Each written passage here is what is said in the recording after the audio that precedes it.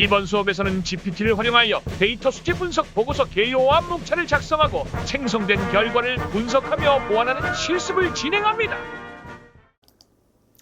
안녕하십니까, 정용도입니다.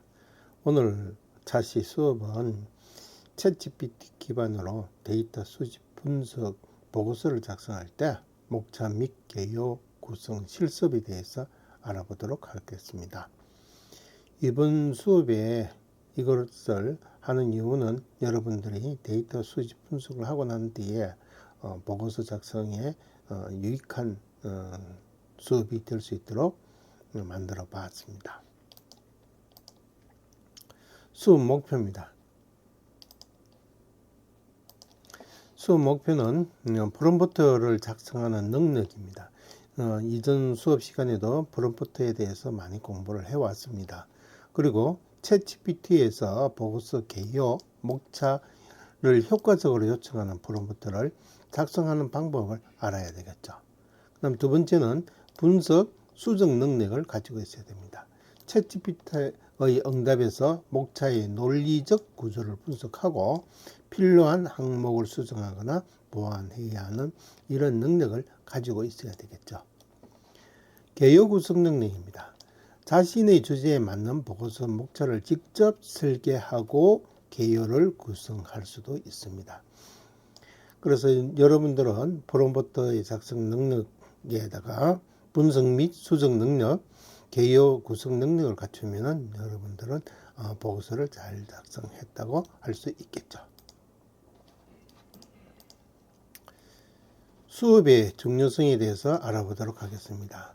이번 차시 수업은 체계적인 보고서를 만들어야 되겠죠. 잘 구성된 목차는 보고서의 뼈대를 형성하고 있고 논리적 흐름으로 이 독자라든지 읽고 있는 상사라든지 이런 사람들에게 이해를 돕게 되겠죠. 효율적인 작성입니다. 명확한 개요는 작성 개요의 체계화를 하게 되겠죠. 시간의 전략과 누락된 것을 방지하는 의미의 개념을 가지고 있습니다. 그래서 개요 작성은 내가 뭘 발표하겠다. 그래서 이 발표하는 데 있어서 어떤 것들을 필요로 할 것이다. 이 필요를 하는 것을 잘 정리를 해서 다시 이 개요를 작성하면 되겠죠. 이런 개요를 작성하는 데 있어서 AI 활용 능력이 필요하게 되겠죠. 목차 작성은 디지털 시대의 필수 역량입니다. 이 목차는 결과적으로 이 스토리텔링과 같은 의미의 개념으로 가지고 있습니다.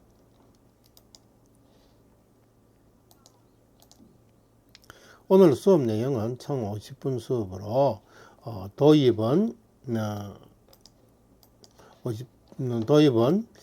보고서의 구조와 개요의 중요성을 설명하고 목표 수업을 하는 챗GPT의 실습 이론 제시된 주제로 GPT에게 보고서 목차 개요 요청하는 것을 배우는 걸 하도록 하겠습니다. 그 다음 분석 활동입니다. 응답을 바탕으로 목차의 항목 구성, 논리, 중복, 누락, 내짐을 점검하는 내용이 되겠습니다. 챗GPT 두 번째 실습입니다. 자신이 선택한 주제로 목차를 요청하고 직접 항목을 수정하게 되는 거죠. 그리고 정리 및 과정 안내를 하고 마치도록 하겠습니다. 보고서의 구조의 중요성에 대해서 한번 알아보도록 하겠습니다.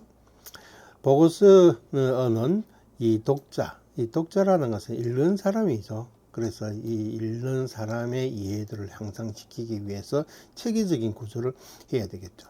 그 다음 논리적 일관성을 확보해야 되는 겁니다. 완성도가 높은 보고서를 기반해야 되겠죠. 누락이 없는 거. 그래서 체계적인 보고서는 작성자가 읽는 사람 모두에게 도움이 될 수 있겠죠. 논리적 흐름으로 해서 그 내용의 균형을 유지하는 거죠. 그래서 논리적 걸 하게 되면은 이해하기가 굉장히 쉽게 된다고 할 수 있겠습니다.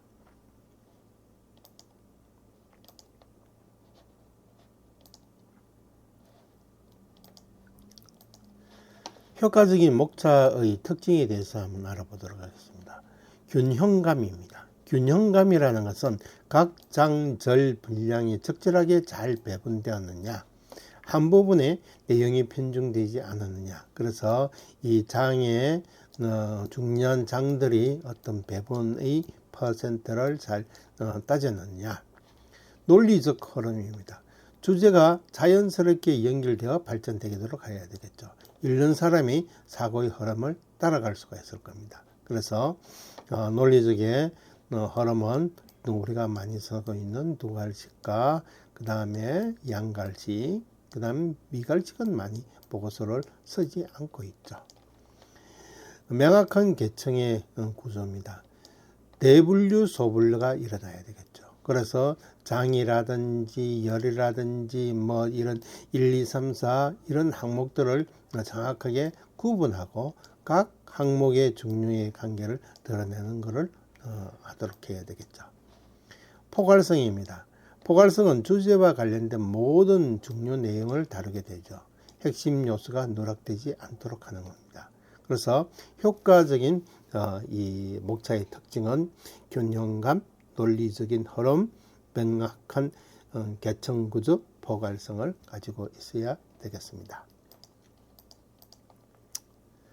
챗 GPT의 프롬프트 작성 요령에 대해서 알아보도록 하겠습니다. 명확하게 목적을 제시를 해야 된다. 어떠한 내용을 가지고 내가 작성을 너의 도움을 받겠다. 이렇게 세부 요구 사항도 포함돼. 원하는 목차의 깊이와 범위를 구체적으로 설명해야 됩니다. 구조의 형식에 지정해 보면 장이나 일절이나 일항 등 계층 구조를 어떻게 표현할지 요청해야 되겠죠. 예시를 제공합니다. 원하는 형태의 예시를 제공하게 되는데 이거는 보통 파일을 첨부하게 되는 게 많이 있습니다. 그래서 프롬프트의 작성 요령에 대해서는 이런 단계를 가지고 있습니다. 효과적인 프롬프트의 예시에 대해서 알아보도록 하겠습니다. 효과적인 프롬프트는 구체적이고 명확한 지시를 포함해야 되는 거죠. 그 다음 주제의 범위라든지 원하는 깊이라든지 특별히 다루어야 부분을 명시하면 이 프롬프트가 잘 이해가 될 수 있을 겁니다. 만약에 제가 수업 내용 중에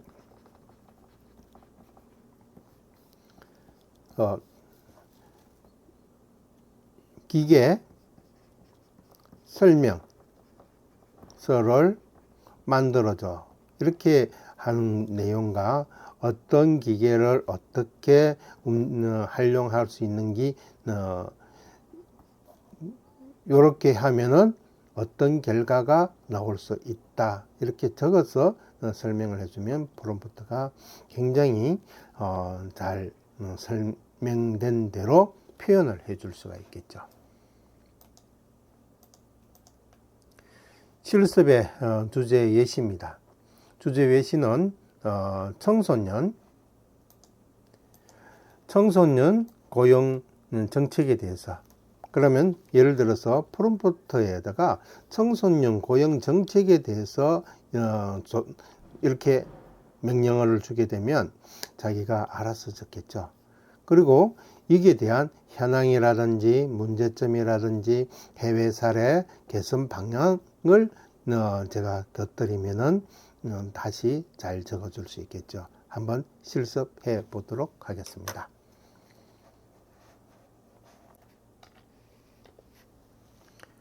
청소년 고용 계획에 대해서 그냥 제가 프롬프트를 넣었습니다.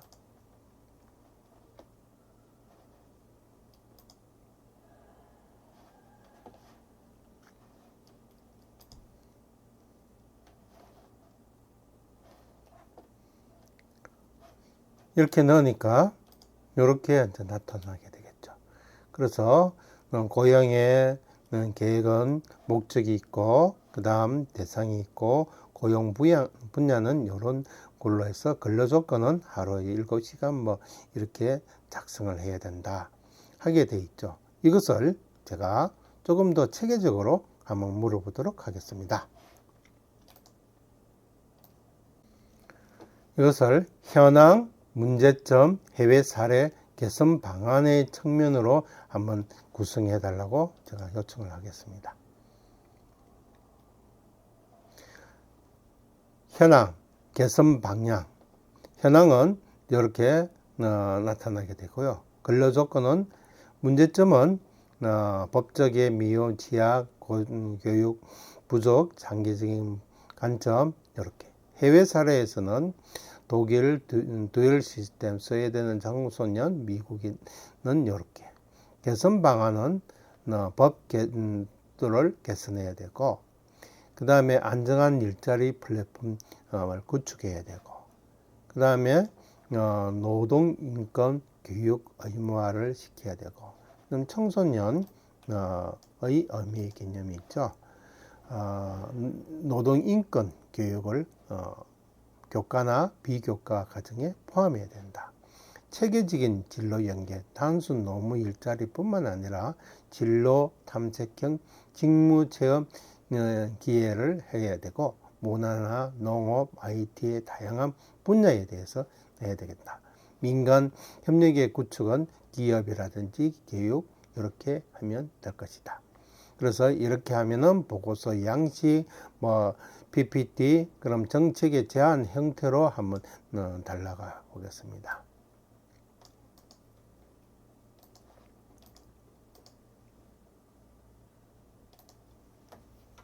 형태로 예시 문제입니다. 정책 제안서.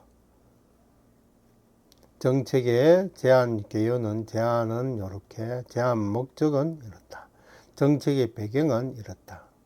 주요 문제점은 이렇고, 해외 사례는 이런 걸로 만들고 있다. 정책 개선 방안은 이렇게 1, 2, 3, 4로 이렇게. 그 다음 기대 효과는 청소년 건의. 그 다음 추진은 어떻게 할 거냐. 이 실태조사, 그 다음 교육 콘텐츠 개발, 시범, 이렇게 4단계까지 이렇게 이제 만들게 되는 거죠. 그래서 여러분들이 이제 생각하는 이런 부분은 아주 챗GPT가 잘 만들어주고 있죠. 그 다음 기후변화의 대응입니다. 기후변화 대응인데, 원인, 영향, 국제 협약, 기업의 역할에 대해서 함께 조사를 해보도록 하죠. 기후변화 대응의 원인, 영향, 국제 협약, 기업의 역할에 대해서 이 실습 주제로 한번 프롬프트를 넣어보도록 하겠습니다.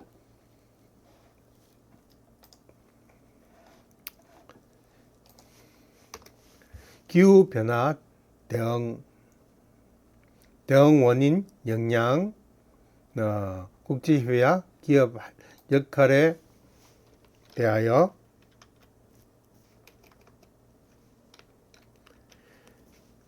프롬프트한테 명령을 넣었습니다.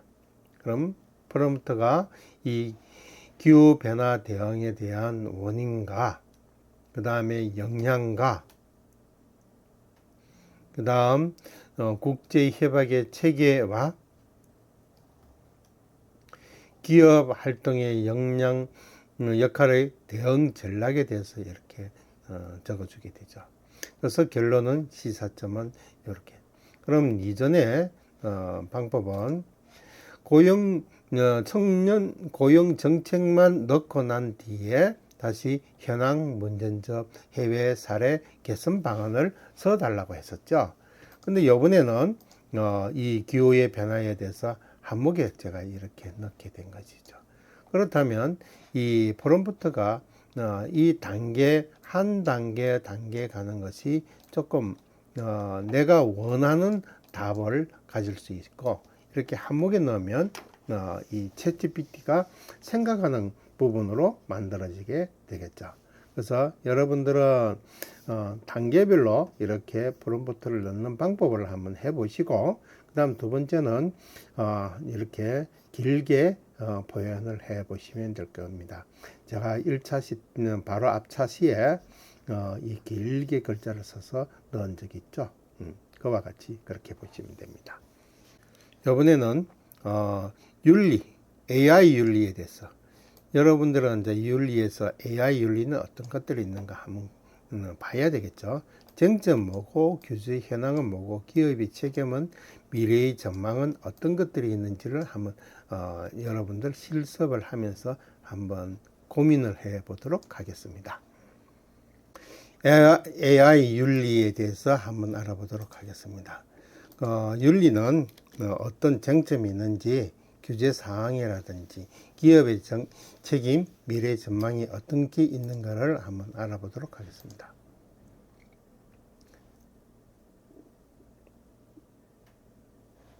쟁점, 규제 현황, 기업의 책임, 미래 전망.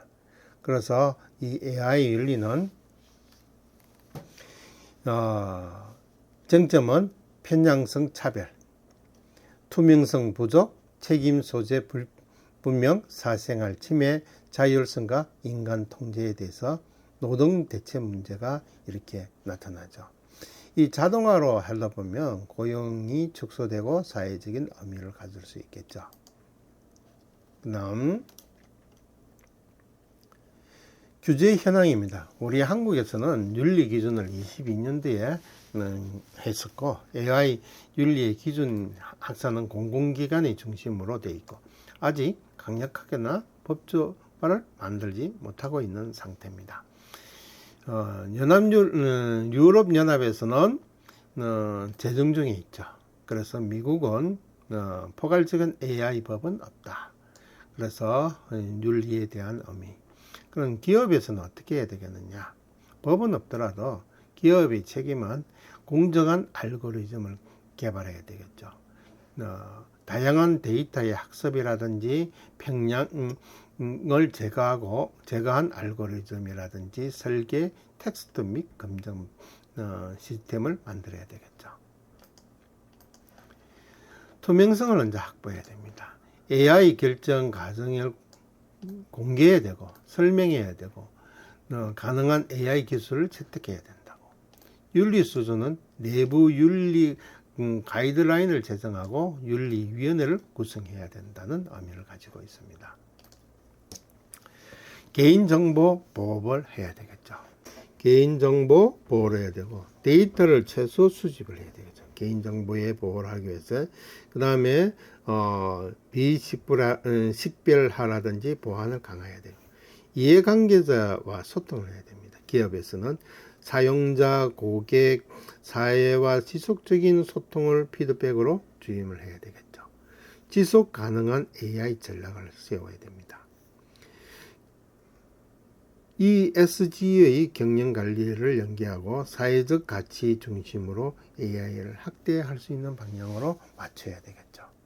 그래서 여러분들이 이 기업의 책임은 이런 의미의 개념으로 볼 수 있습니다. 미래 전망입니다. 미래 전망은 법제화를 확대해야 되겠죠. 윤리적인 설계를 의무화해야 됩니다. 알고리즘을 개발 초기부터 윤리 설계가 만들어져야 된다는 것이겠죠. AI 설명이 가능성의 기술 고도화입니다.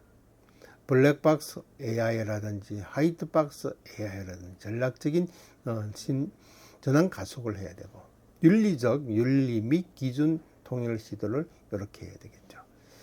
기업의 ESG 평가 항목으로 이렇게.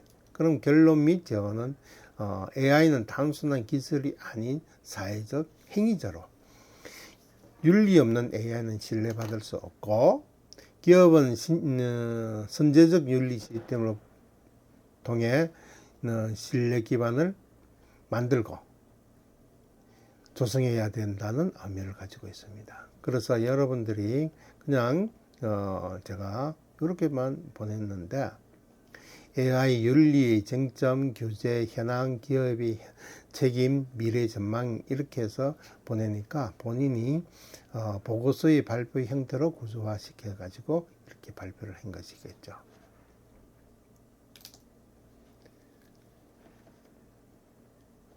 스마트폰의 중독에 대해서는 실태, 원인, 영양, 예방 및 치료 방안에 대해서 한번 알아보도록 하겠습니다.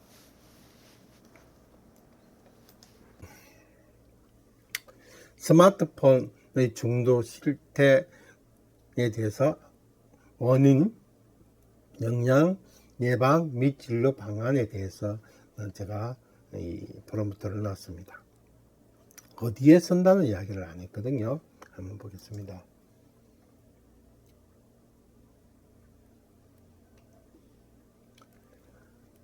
보고서나 발표 자료여서 학생들에게 활용하기 쉽다는 거죠. 그래서 보통 스마트폰의 중독이라면 청소년들 대상으로 많이 있겠죠. 이 실태, 그 다음 일 평균 시간, 중독 기억군, 증가 추세, 원인, 외로움, 통제력, 이렇게 영양, 신체적인 의미, 이렇게 예방 및 진로 연계 방안은 예방은 이렇게 하게 되겠다. 그 다음 스마트폰의 사용 시간 관리, 디지털 리터러시 교육, 가족관계에 연연한 대안 활동 방안, 이런 식으로 만들어지게 되더라. 그래서 중요한 거는 학교 발표형이냐 교사형이냐 이렇게 이제 되겠죠. 아까 정책 보고서를 한번 해볼까요? 정책 보고서를 붙여서 형식으로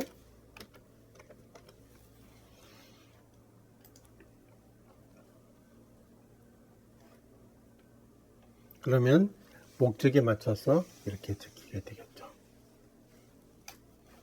이러한 내용들을 여러분들이 내가 뭘 원하는지 어떤 것들을 해야 되는 것인지 여러분들 나름대로 생각을 하셔야 되는 겁니다.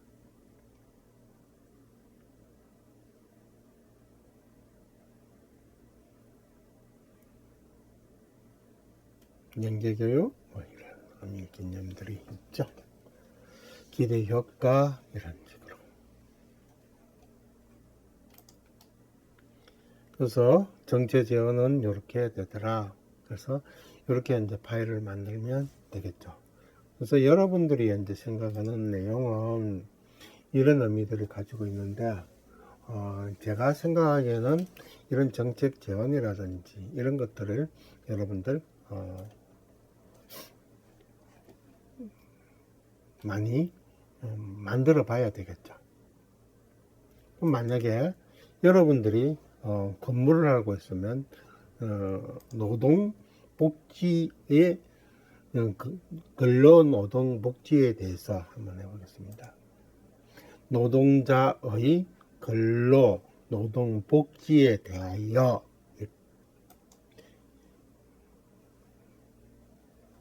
이렇게만 한다. 노동자의 근로노동복지에 대하여 이렇게만 이제 제가 썼습니다. 뒤에 어떤 항목들을 안 넣었죠. 항목들을 만약에 넣는다면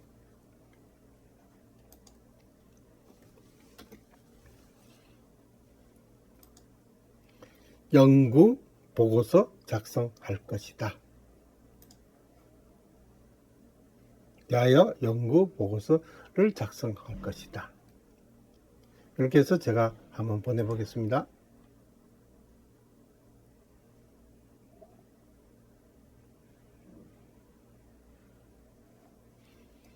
그러면 제가 요구했던 연구 보고서 작성이라든지 이런 의미의 개념이 들어가 있죠.